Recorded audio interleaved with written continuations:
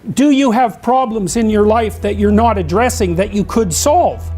And the answer is yes. And then you might have to say, okay, well, how do I entice myself into doing it? If you ask, instead of trying to force yourself to do it like you're a tyrant and a slave at the same time, you can usually negotiate with yourself so that you'll start to sort those things out. Sort them out. It's often the case that you unfortunately have to do something you don't want to do in order to progress. Get yourself together for Christ's sake so that when your father dies, you're not whining away in the corner and you can help plan the funeral and you can stand up solidly so that people can rely on you. That's better. Don't be a damn victim. Of course you're a victim. There's going to be terrible darkness in your life and it's going to make you cynical and bitter. Get yourself together.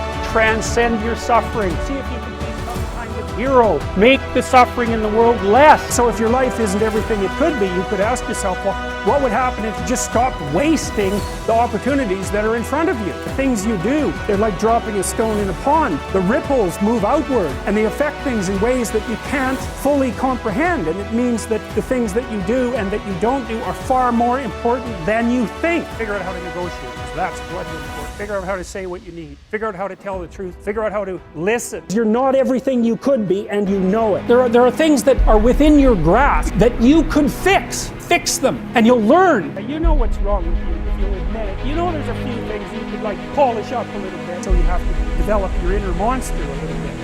And then that makes you a better person, not a worse person. You're way more than you think. Man, stand up. Do something difficult. Do something difficult and heroic.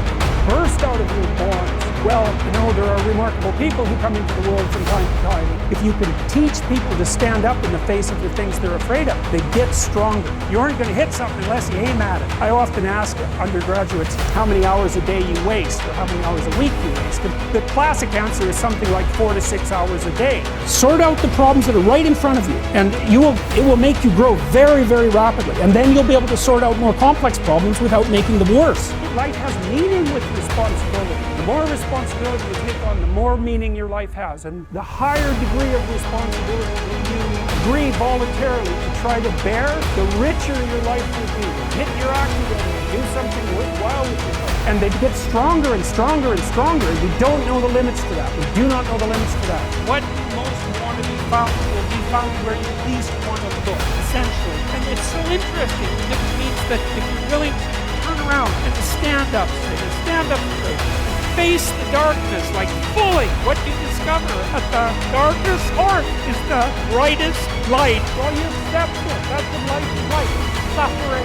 And often you can stop things from becoming hell, even though you can't stop them from being bitter and painful and anxiety provoking and all of that. You're going to have meaning. It's going to be rough, you know, because it's complicated. You have a complicated job and you try to help the careers of the people around you. You try to solve tough problems and aid suffering and do all of that. It's like, it's weight, it's responsibility, but there's glory in it. There's real glory in it. There's deep meaning in it. And when you make progress, even a little bit, you think, hey, that's all right. And you get a little kick, you get a little dopamine kick. And that's what you want, because that's where your positive emotion comes from. And lots of times people won't aim at what they want because they're afraid. The reason they're afraid is because if you specify what you want, you've specified your conditions of failure. You know when you fail. People wish upon a star because they have some intuition that aiming above the mundane has the potential to transform themselves. They make a wish. Well, if you're going to make a wish, you should aim at something high.